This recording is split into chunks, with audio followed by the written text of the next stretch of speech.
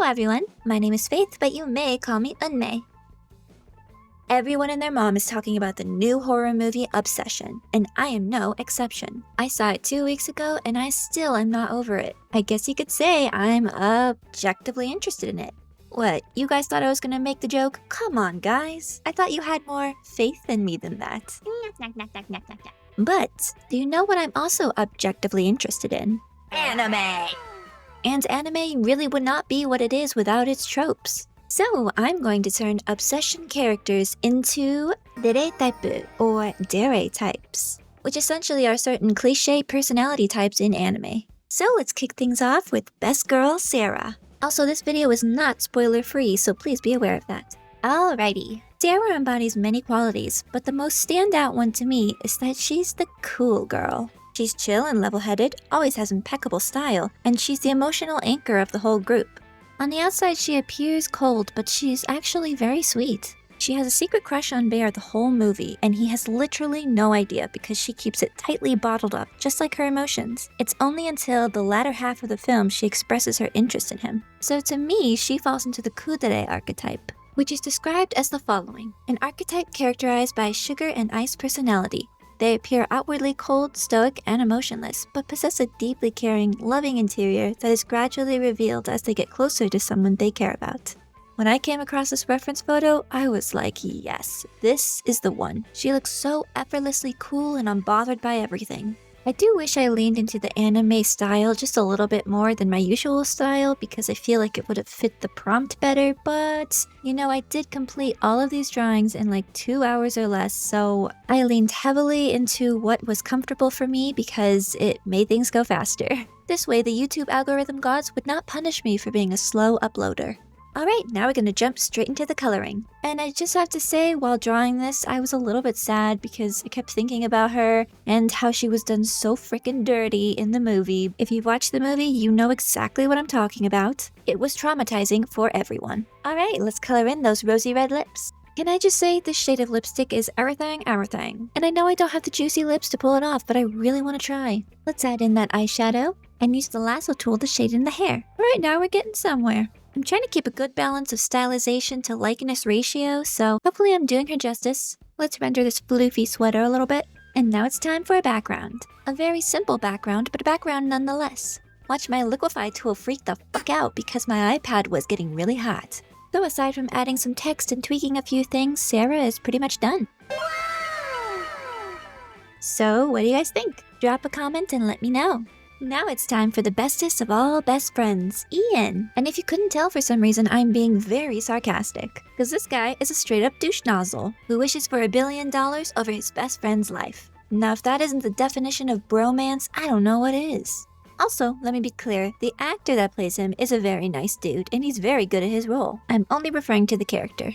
Not only does he sleep with the girl Bear likes for years behind his back, he also gives the guy terrible advice on how to talk to her, telling him to call her by the nickname that she was bullied with in school, Freaky Nikki. Now to me, it's pretty clear Ian is a self-serving, selfish character, and he seems to absolve himself of all his wrongdoings simply because he justifies it. Whether it's because he thinks he's better than Bear, or he feels like he doesn't owe it to him to tell him the truth. Either way, he's a jerk.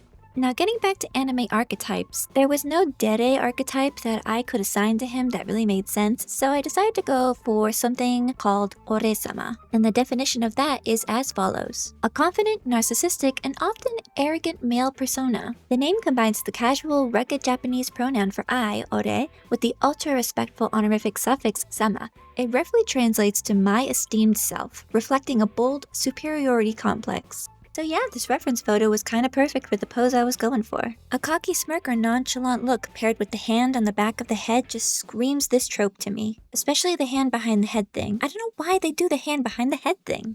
Yes, I'm writing the incorrect character type on the side there. I don't know why I kept thinking he was kuudere. And don't worry, I frick up the archetype name again later on in a different drawing. You can always count on me to get shit wrong. Alright, it's time to start the line work. He has a pretty distinct face, so it was actually really refreshing to draw. I know I could have pushed the anime features a little further, but I really wanted them to be recognizable from the movie. Maybe a more seasoned artist would have done it perfectly. Hey, if you want to take a crack at it, you can.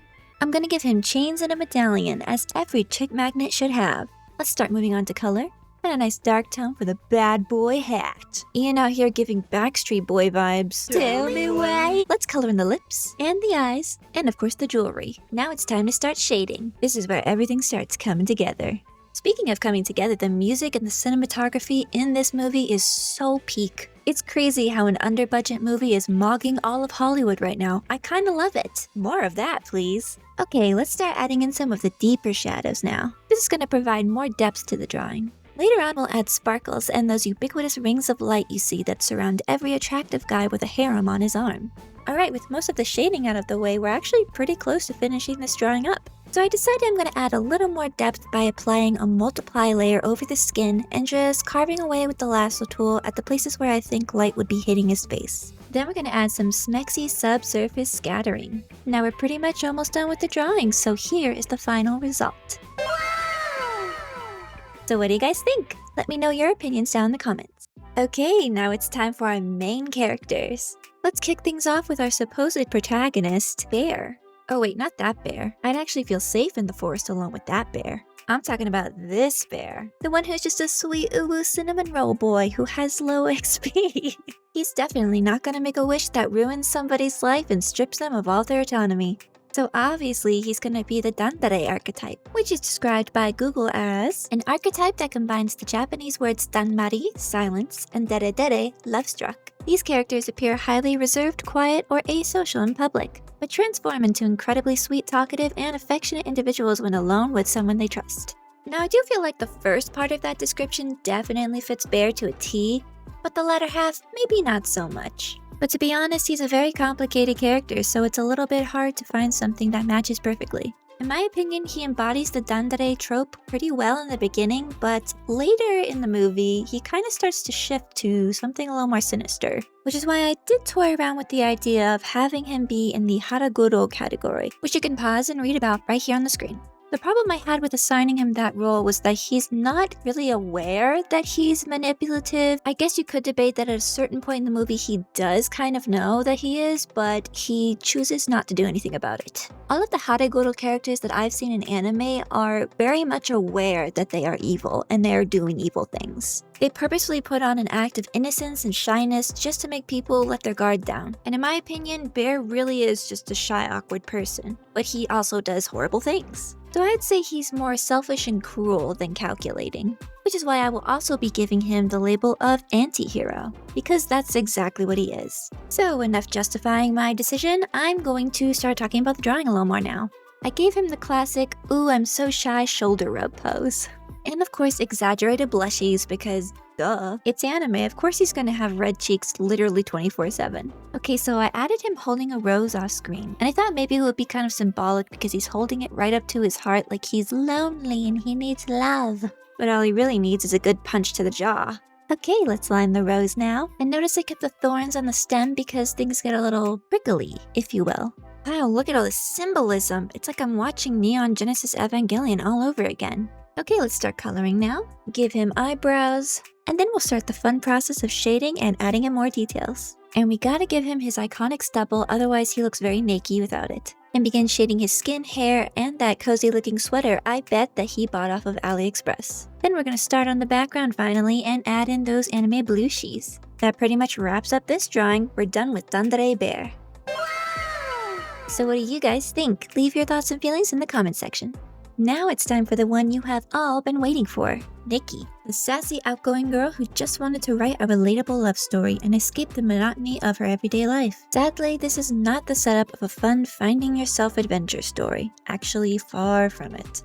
Nikki becomes trapped physically and mentally inside her own body because Bear overrides her sense of agency with a wish to make her love him more than anything else in the whole world.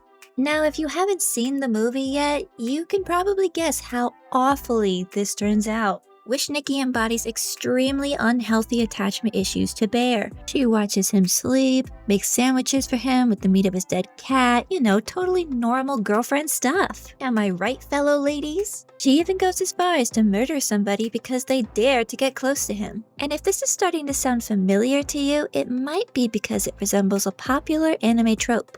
which I will be assigning to her for this drawing right now, the yandere, which is described as the following. An archetype that describes someone who is obsessively devoted to a love interest. They start off sweet, loving, and innocent, but their intense affection eventually turns into a dangerous, psychotic, or even violent obsession if anyone threatens their relationship. So yeah, I had to put her in the classic OG Yunogasai's pose, because I feel like it's the most recognizable. Honestly, yandere was the first thing that popped in my head when I saw this movie. And what started out as a joke became a video eventually. I really can't describe just how influential this movie was for me. I watched countless analysis videos because I just couldn't stop thinking about it.